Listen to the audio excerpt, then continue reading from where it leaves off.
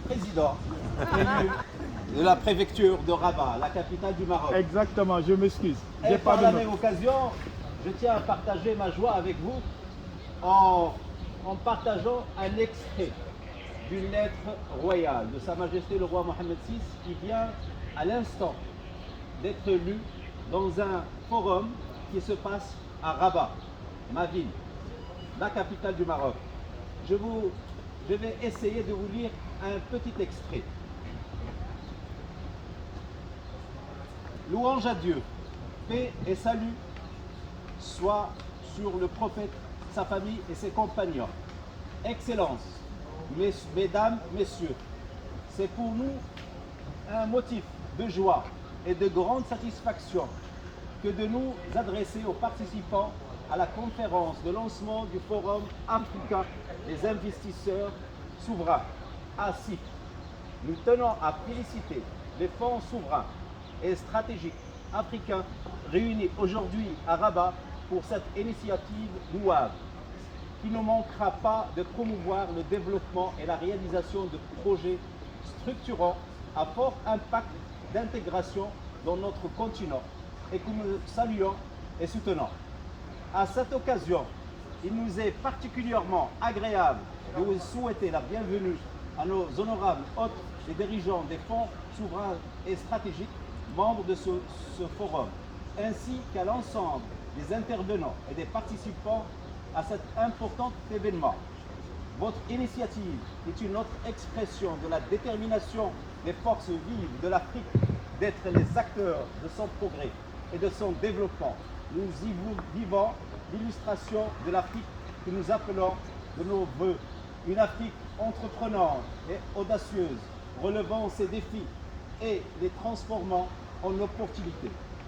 En effet, il nous appartient à nous, tous les pays africains, de nous saisir de notre destinée et d'œuvrer individuellement et de concert à transformer nos ressources et nos potentialités en réalisation prometteuse pour nos citoyens et à nos générations futures. Alors qu'on s'offre aujourd'hui à l'Afrique, les opportunités sont équivalentes, en particulier dans les secteurs de l'économie verte, de l'économie bleue et du numérique. Notre continent se doit poursuivre ses efforts pour relever les multiples défis liés à sa souveraineté alimentaire, sanitaire, à ses besoins en infrastructure, à la valorisation de ses ressources naturelles et de ses richesses. Je continue.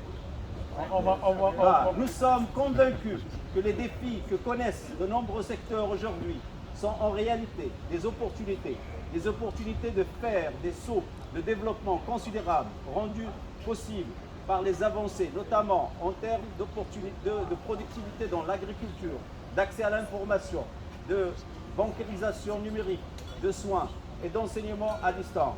Excellences, mesdames et messieurs, notre continent a besoin de l'apport d'une véritable industrie africaine de l'investissement à même de garantir une mobilisation massive en prenne de capitaux et d'assurer une intégration effective au marché financier. Ça, c'est un extrait.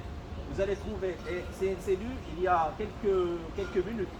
J'ai été honoré de le lire devant vous parce que j'ai senti qu'on est en train de faire la même chose que dans le continent européen pour travailler entre nous.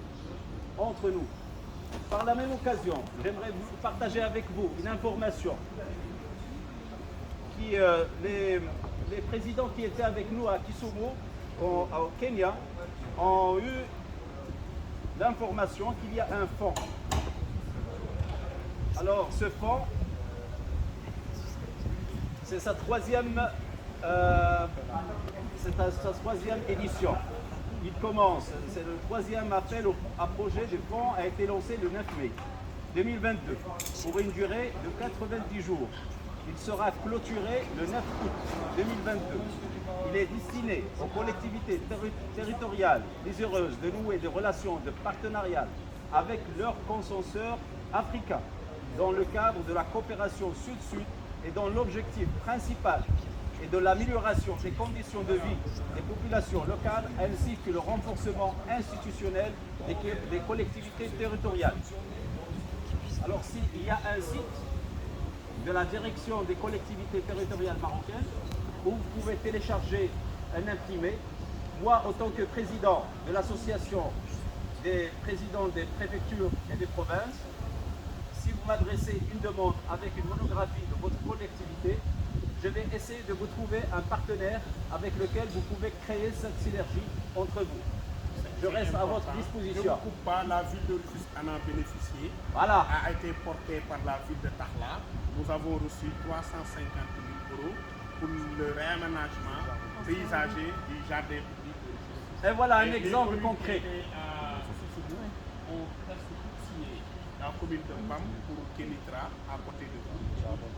Ce que je vous demande, c'est de nous voir, d'entrevoir la possibilité pour ces communes-là qui sont là, de pouvoir signer, au moins, on dresse la liste avec vous, vous cherchez à proposer les communes qui sont là à des communes marocaines, par une des conditions pour bénéficier de ce fonds, c'est d'être porté par une commune marocaine. Et les communes marocaines sont à votre service. Et il est là. Voilà.